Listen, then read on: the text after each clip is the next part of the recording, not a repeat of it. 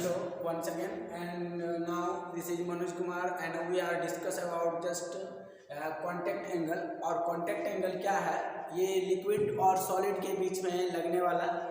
जो एंगल होता है, लगने वाला नहीं, जो एंगल होता है उनको बोलते हैं। जैसे कि ये एक सॉलिड है और इसके साथ एक जो लिक्विड है, जैसे इसमें लिक्विड भरा हुआ, तो लिक्विड कुछ इस तरह से, ये सॉलिड सरफेस है और ये जो सरफेस है ये लिक्विड सरफेस है, ठीक है। तो इन दोनों के बीच में इधर एयर है, हमेशा डाउनवर्ड के तरफ से इसके एंगल को लेने के लिए, और ये जो लिक्विड का सरफेस है ये ऐसे दोनों तरफ हो सकता है। जैसे मान लीजिए एक सॉलिड है,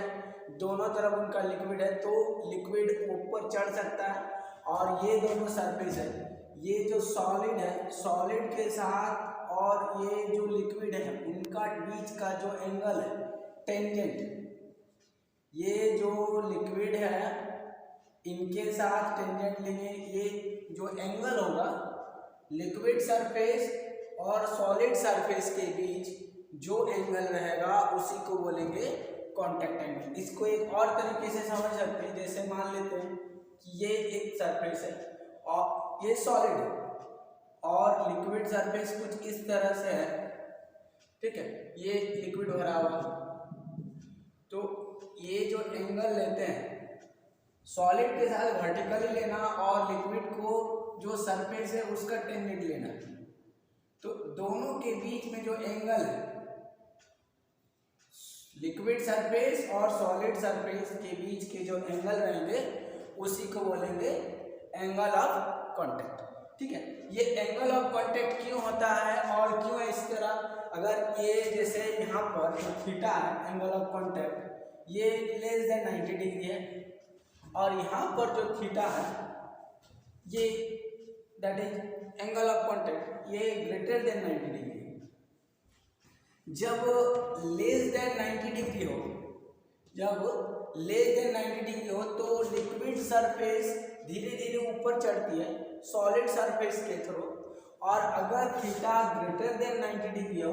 तो जो लिक्विड सरफेस है सॉलिड सरफेस से दूर और वो डाउनवर्ड जाती है। जैसे एक और केस है, अगर मान लेते हैं ये है लिक्विड सरफेस और ये सॉलिड, तो दोनों के बीच में जो एंगल है दैट इज ये यहाँ पर थीटा बराबर 90 डिग्री, ये सरफेस के बीच और सॉलिड सरफेस के बीच जो एंगल है वो 90 डिग्री है। इसमें एक चीज देखने मिल रहा है कि जब, ध्यान से सुनिए, जब थीटा लेस देन 90 डिग्री होगा तो सरफेस धीरे धीरे, जो वाटर सरफेस या लिक्विड का जो सरफेस है वो ऊपर उठना शुरू होता है। ऐसा केस वाटर के केस में होता है, और वाटर का जो एंगल ऑफ कांटेक्ट होता है वो 0 डिग्री होता है, ठीक है। वाटर के लिए एंगल ऑफ कांटेक्ट 0 डिग्री होता है। एक मर्क्यूरी होता है, मर्क्यूरी में ये जो कांटेक्ट एंगल या एंगल ऑफ कांटेक्ट ये थीटा इक्वल टू 135 से 140 या 140 किसी किसी को में दिया रहता है, 140 डिग्री के करीब रहता है। और नॉर्मल ये है, अगर मान लें थीटा बराबर, इस केस में क्या होगा कि जो लिक्विड है वो डाउन की तरफ जाएगा, जबकि इस केस में लिक्विड अप की तरफ जाएगा। ये है इसका मेन डिफरेंस कि अगर थीटा और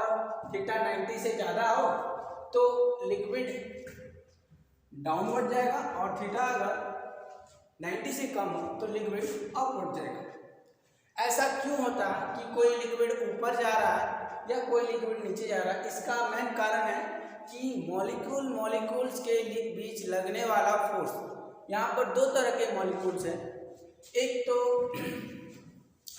जैसे ये लिक्विड है, तो लिक्विड के बीच का मॉलिक्यूल का फोर्स, इंटरेक्शन फोर्स, और एक लिक्विड और एक सॉलिड सरफेस के बीच का फोर्स, दोनों में डिफरेंस होता है। अगर लिक्विड, जैसे एक ही मटेरियल का फोर्स, जैसे खाली लिक्विड है और लिक्विड मॉलिक्यूल सिर्फ अपने में फोर्स लगा रहा है, तो उस टाइम पर सारे मॉलिक्यूल्स एक तरफ जमा रहेंगे और ये जो सॉलिड सरफेस है उसके साथ अटैच नहीं होंगे, जबकि इस केस में क्या है कि लिक्विड मॉलिक्यूल ये इस सॉलिड मॉलिक्यूल से फोर्स लगा रहे हैं और ज़्यादा लगा रहे हैं। फोर्स तो मॉलिक्यूल लिक्विड मॉलिक्यूल्स के बीच में भी लग रहा है और लिक्विड और सॉलिड मॉलिक्यूल के बीच में भी लग रहा है, लेकिन अगर लिक्विड के मॉलिक्यूल के बीच लगने वाला फोर्स सॉलिड और लिक्विड के मॉलिक्यूल के बीच लगने वाला फोर्स से ज़्यादा होता है तो ये इस तरह का शेप होगा, कर्व तरफ का, और ये डाउनवर्ड डायरेक्शन में आएगा और इस तरह का फोर्स को बोलते हैं cohesive force. Cohesive force, cohesive force क्या है? जब मॉलिक्यूल्स लिक्विड मॉलिक्यूल और लिक्विड मॉलिक्यूल के बीच का फोर्स लगने वाला फोर्स को कोहेसिव फोर्स बोलते हैं। लेकिन अगर सॉलिड और लिक्विड के बीच में लगने वाला फोर्स को बोलेंगे एडहेसिव फोर्स।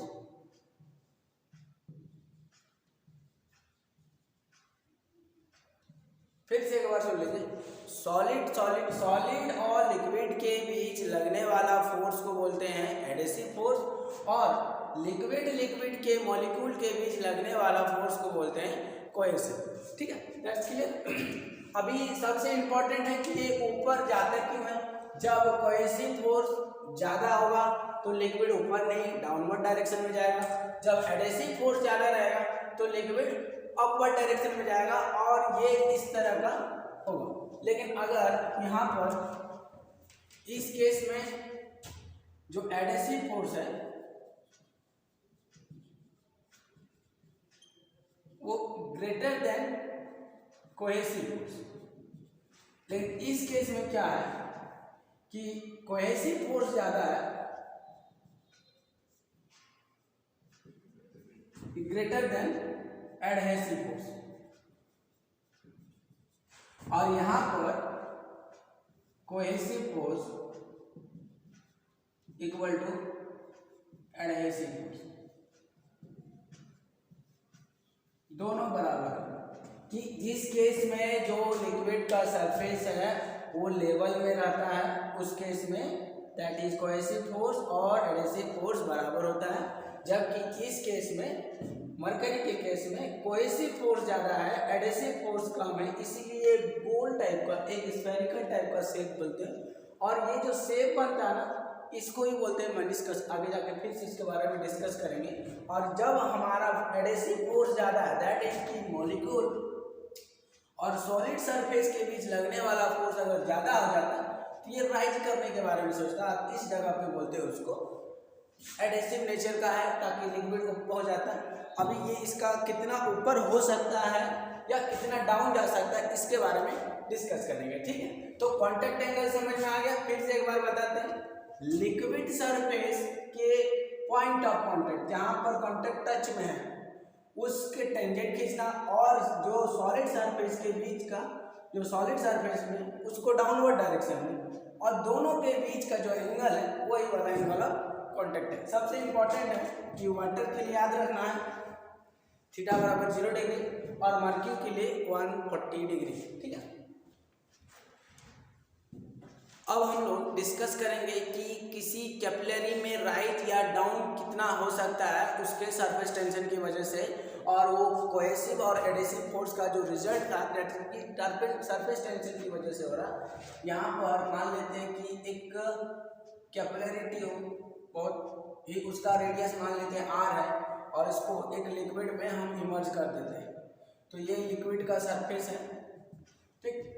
तो हम देखते हैं कि कुछ दूर इसमें जो लिक्विड है वो अप हो जाता है। ठीक है, कुछ दूर इसमें लिक्विड अप हो जाता है और इस हाइट को जैसे कि यहाँ पर मान लीजिए ये पॉइंट ए है ये पॉइंट बी है और इसका रेडियस है r, तो यहाँ तक हमारा जो वाटर है ये राइज हो जाता है। अगर लिक्विड वाटर है तो एच वाटर यहाँ तक राइज हो जाता है। तो इस पे जो फोर्स लग रहे कितने सारे फोर्स लग रहे वो देखना है। ठीक है, तो जैसे यहाँ पर एक एटमॉस्फेरिक फोर्स लगेगा और ये शेप कुछ इस तरह का होगा।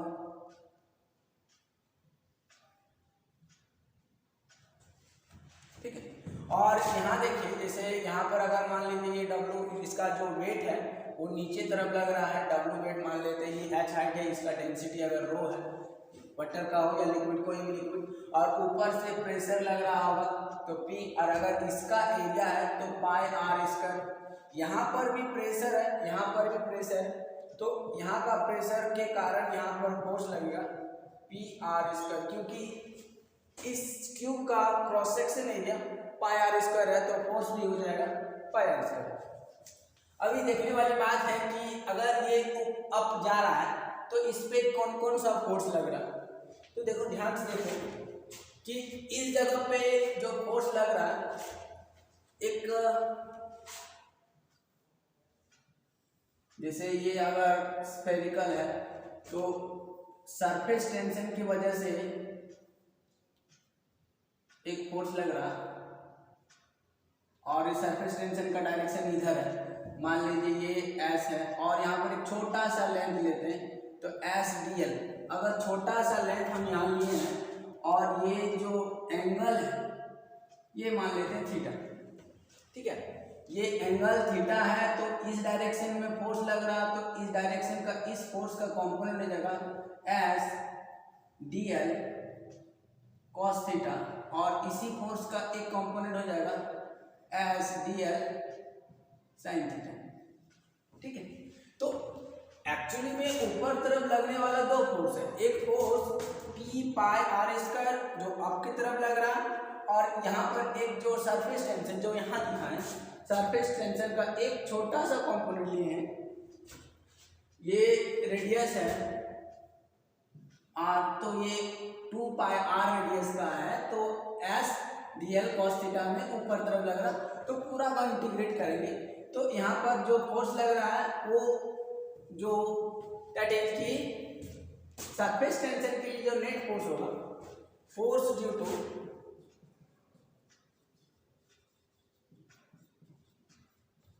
सरफेस टेंशन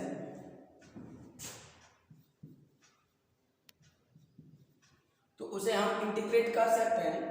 तो उसको मान लेते हैं F1 इक्वल टू वो हो जाएगा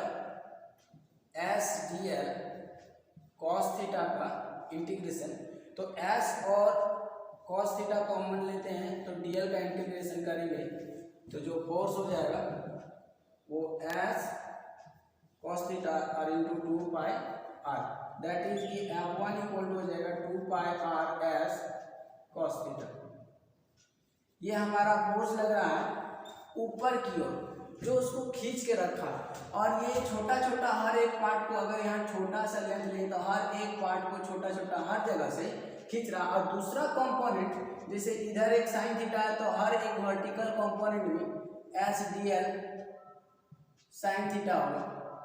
और वो कैंसिल हो जाएगा, ठीक है, हर एक कंपोनेंट कैंसिल हो जाने वाला, लेकिन ये जो ऊपर तरफ लगने वाला फोर्स है वो हमेशा रहने वाला। तो ऊपर वाला फोर्स लगेगा तो वही नेट फोर्स लगेगा 2 pi r S cos theta. लेकिन एक चीज ध्यान देने वाली बात है कि इस पे दो फोर्स और लगे, 3 फोर्स, एक ऊपर तरफ से पी पाई आर स्क्वायर और यहाँ पर पी पाई आर स्क्वायर, ये दोनों आपस में कैंसिल हो जाएगा, और ये जो वेट है, ये जो लिक्विड राइज किया है, इस वेट के कारण डाउनवर्ड, तो हमारे पास दो फोर्स है, एक अपवर्ड डायरेक्शन में और एक डाउनवर्ड डायरेक्शन में। तो अपवर्ड डायरेक्शन में तो हमारे पास फोर्स है F1 इक्वल टू W, और ये P और ये P, क्योंकि देखिए ये जो एटमॉस्फेयर है ये लेवल पे, तो इस जगह प्रेशर अगर P है तो इस जगह पर प्रेशर है, सेम हाइट पे सेम प्रेशर रहेगा तो प्रेशर चेंज नहीं करेगा, दैट इज ये एटमॉस्फेयर प्रेशर के बराबर होगा तो फोर्स भी हमारा बराबर होगा, तो ये दोनों आपस में कैंसिल हो जाएगा, तो सिर्फ ये जो हमारा वेट लग रहा और जो सरफेस टेंशन उस जगह पर दिखाएंगे, सरफेस टेंशन के लिए फोर्स लग रहा F1, तो F1 का वैल्यू आया 2 pi r S cos theta, और वेट को हम लोग लिख सकते हैं, इसका वॉल्यूम कितना हो जाएगा pi are square H into rho G, इसका volume pi are square H into rho G. अभी यहाँ से यहाँ आर आर कैंसिल कट जाएगा, पाई पाई से कैंसिल हो जाएगा, तो हमारा जो h का जो वैल्यू आएगा h equal to 2s cos theta by rho ji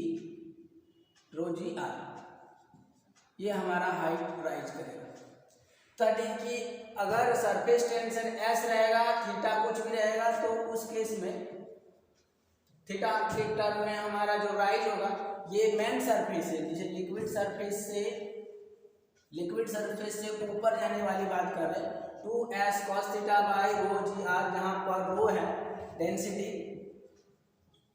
where rho equal to density of liquid,